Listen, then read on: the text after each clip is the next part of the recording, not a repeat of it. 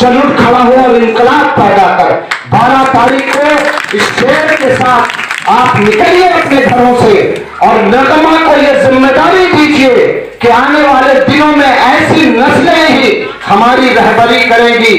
दोस्तों और साथियों, जितनी बातें अभी हमारे मीडिया ने हमसे पूछा वो सारी बात आप जानते होंगे। कुछ टिप्स मैं खासकर उन वोटर्स को देना चाहूंगा जो ये समझते हैं कि उनका वोट उनका हक है और यह हक बार बार इस बंगाल के धरती पे ममता बनर्जी के लोगों ने, टीएमसी के लोगों ने छीना है। जिस तरह से 19 तारीख को कोलकाता म्युनिसिपल कॉर्पोरेशन का चुनाव हुआ, आप लोगों ने टेलीविजन पे देखा होगा। हजारों की तादाद में नहीं, लाखों की तादाद में मरे हुए लोगों का भी वोट पोल किया गया है और यही षड्यंत्र जीतना चाहते हैं। आपको सतर्क रहना पड़ेगा। और एक खास बात कि आप अपना वोट नाश्ता चोरी करके खाते हैं। उनको घर में नाश्ते की जरूरत नहीं है, उनका काम है टीएमसी के कैंडिडेट और उनके गुंडों का वोट चोरी करना। थोड़ा सा भी आपने अगर देरी किया, आपका वोट चोरी हो जाएगा। इस भाई की बात को लिख लीजिए। हमारे 1 महीना पहले हमारे सामने ये सब गुजरा है, इसीलिए हम आपसे बार बार अपील करेंगे कि पुरजोर मेहनत करिए। और कई सारे कैंडिडेट आपसे वोट मांगने आएंगे, उनका भी हक होता है, लेकिन बदलाव जरूरी होता है। Sir, first of all welcome in our channel.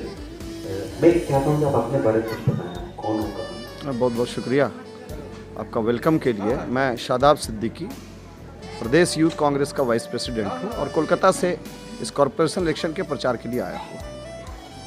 Sir, अगर इस इलेक्शन की बात करें तो ये इलेक्शन कई मामलों में काफ़ी अहमियत के हामिल है। हम लोगों ने देखा कि एक तरफ जहाँ तृणमूल कांग्रेस मुसलमानों की वजह से इक़्तिदार में, आज उसी तृणमूल कांग्रेस ने कहीं मुसलमानों को कैडेट को छीनने की कोशिश कर रही है। और उसकी वजह हम लोगों ने ये भी देखा कि आसम से म्यूनसिपल कॉर्पोरेशन के इलेक्शन में डिप्टी मेयर, बोरो चेयरमैन और MIC जो तीनों मुसलमान थे, उनकी टिकट काट ली गई। इस सिलसिले में आप क्या बोलिएगा? इसका एक जीता और जागता सबूत ये है कि इस बार कोलकाता म्यूनसिपल कॉरपोरेशन के चुनाव के बाद फिराद हकीम साहब को मेयर बनाया गया, जो आधा क्रिश्चियन और आधा मुसलमान है। और 16 MIC होने के बाद सिर्फ एक MIC मुसलमानों के हाथ में दिया गया। कथनी और करनी में ममता बनर्जी का बहुत बड़ा एक अंतर है। उसी बात को रखने के लिए आवाम तक कि जिस तरह से वो एक तरफ सेकुलरिज्म की बात करती है और दूसरी तरफ कांग्रेस को कमज़ोर करने के लिए पूरे देश में घूमती है, और जिस तरह से मुसलमानों को बीजेपी के नाम से डरा करके उन्होंने 2021 में वोट लिया, 2019 में वोट लिया, अब और कॉरपोरेशन इलेक्शन तो मैं ये कहूँ, और ख़ास करके स्टेट इलेक्शन कमीशन, इसका नाम स्टेट सिलेक्शन कमीशन होना चाहिए। जिस तरह से इस पूरे चुनाव में इलेक्शन कमीशन अपना रोल अदा कर रही है, ममता बनर्जी के इशारे पर, और ख़ासकर उन वार्ड में जहां मुस्लिम की आबादी ज़्यादा है, उसमें दंगा फसाद लगाकर, लूट करके, जिस तरह से हमें डरा करके और आम लोगों के, बंगाल के 3 करोड़ मुसलमानों को डरा करके, बीजेपी का डर दिखला करके वोट लेना चाह रही है, ये साजिश धीरे धीरे बेनकाब हो रहा है। सर, जहां हम लोग ये देखते हैं कि अब मुसलमानों में भी क़यादत उभर रही है, नई नस्लें, तालीम याफ्ता लोग अब इलेक्शन लड़ रहे हैं, तो क्या अब ये सोचने का वक्त आ गया है कि क्योंकि एक आज़ादी के बाद ये देखा जा रहा है कि मुसलमान जो थे वो झंडे और डंडे तक महसूस थे, लेकिन जब सियासी क़यादत उभर रही है तो मुसलमानों को भी अब कुछ सोचना चाहिए। कांग्रेस पार्टी ने हमेशा इस मुल्क के एक एक लोगों को साथ लेकर चलने का काम किया है, और यही वजह है कि आज नगमा जैसी हमारी नौजवान और जुझारू, और जिनके अभी हमारे स्पीकर ये कह रहे थे कि हम उम्मीद करते हैं कि वो जीतने के बाद काम करेंगी, मैं दावे से कह सकता हूं कि वो जीतने के बाद बिल्कुल काम करने वाली है, क्योंकि उनके अंदर जज्बा देखकर और यहाँ के लोगों का जज्बा देखकर मैं यहाँ से बिल्कुल इस उम्मीद से जा रहा हूँ कि 12 तारीख को लोग घर से निकलेंगे और इनके काम करने का जो हौसला है और इनके अंदर जो इच्छा शक्ति है उसको पूरा करने के लिए इलाके में जिस तरह से बदहाली, आज मैं देख रहा हूं, मैं 4 बजे से यहां आकर आसनसोल आधा घूम चुका, बदहाली है, उस बदहाली को खुशहाली में बदलने के लिए ऐसी हमारी बहनें कमर कस चुकी हैं और प्रियंका गांधी और राहुल गांधी और अधीर रंजन चौधरी के नेतृत्व में इस काम को करने के लिए पुरज़म है। इसीलिए कांग्रेस पार्टी डरा कर किसी को वोट नहीं लेती और हमेशा सत्य में विश्वास करती है।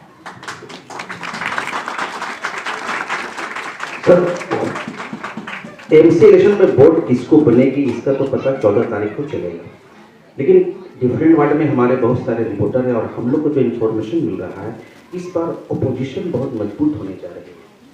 डेमोक्रेसी की खूबसूरती है अपोजिशन। क्या डेमोक्रेसी में अपोजिशन को मजबूत होना कितना जरूरी होता है? 2021 में जब से एनआरसी का नाम हिंदुस्तान के मुसलमानों ने सुना, उस दिन से ममता बनर्जी ने एनआरसी के नाम पर, सीए के नाम पर बंगाल के 3 करोड़ लोगों को डर दिखाया और जब वो बिल पास हो रहा था तो इनके एमपीज शॉपिंग में मशगूल थे और कुछ वॉकआउट कर रहे थे। यही साबित करता है कि ममता बनर्जी सिर्फ और सिर्फ मुसलमानों को डराने का काम कर रही हैं। अगर ऐसा नहीं होता तो हुगली मदरसा उर्दू को दूसरी ज़बान सिर्फ घोषित कर देने से नहीं होता है।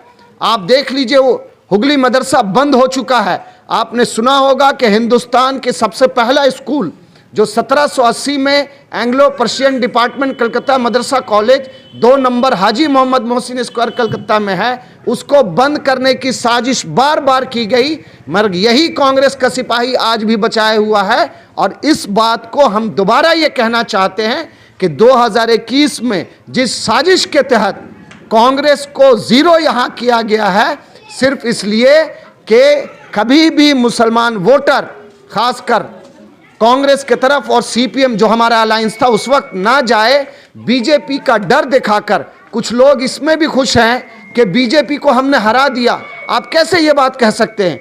बीजेपी 3 सीट से 77 सीट पर आ गई, वो हार कैसे गई? 2 सीट से 18 सीट पर चली गई, हार कैसे गई? आपने ये एक बात, आप रिपोर्टर हैं, आपको ये बात बिल्कुल आपके जहन में होगा कि 2019 के चुनाव से पहले बार बार ममता बनर्जी एक बात कह रही थी एमपी इलेक्शन में कि 18 से 22 एमपी सीट ये लोग साजिश के तहत जीतना चाह रहा है। कौन? बीजेपी।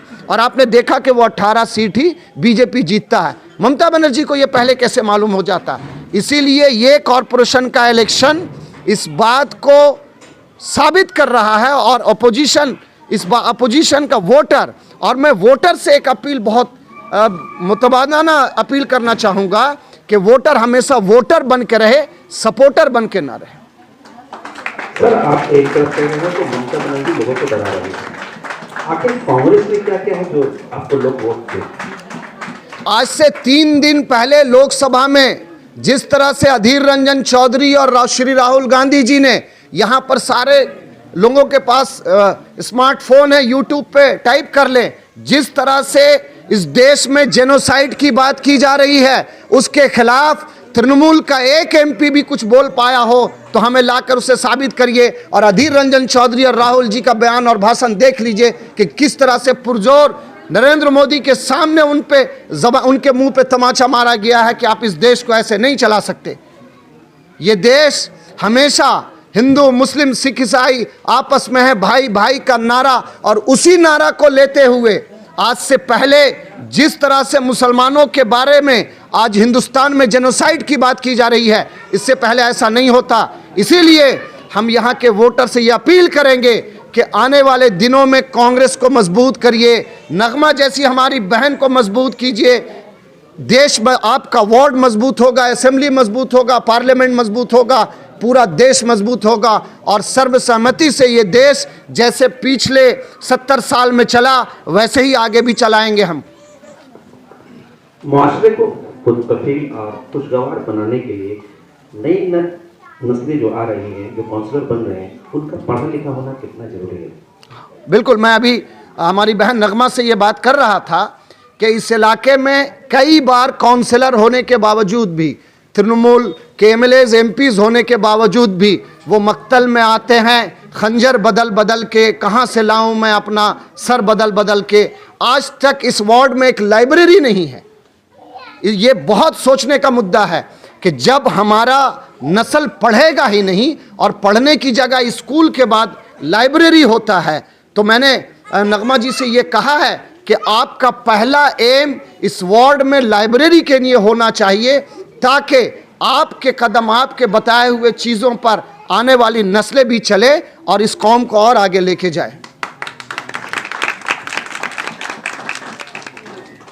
बाकी बात लोकल बॉडी के इलेक्शन में हम लोग ये देखते हैं कि जो पार्टी रूलिंग में होती है वो कहीं ना कहीं एज मिलता है और अपोजिशन को डराया भी धमकाया भी जाता है। लेकिन मैं आपके जो कांग्रेस के प्रत्याशी हैं वो देखना बहुत बेबाकी से, बहुत लीडर से अपना इलेक्शन लड़ रही है।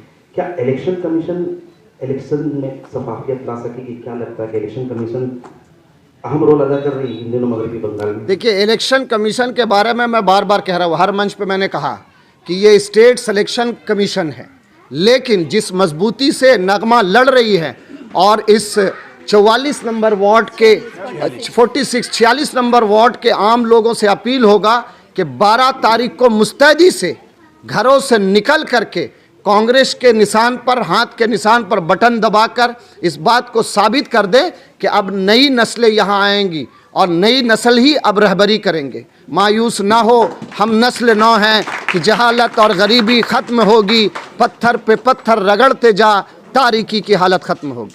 चलिए सर, बहुत बहुत शुक्रिया, आपके शेड्यूल बिजी थी, फिर भी आपने चैनल से बात की, आपके लिए बहुत बहुत शुक्रिया।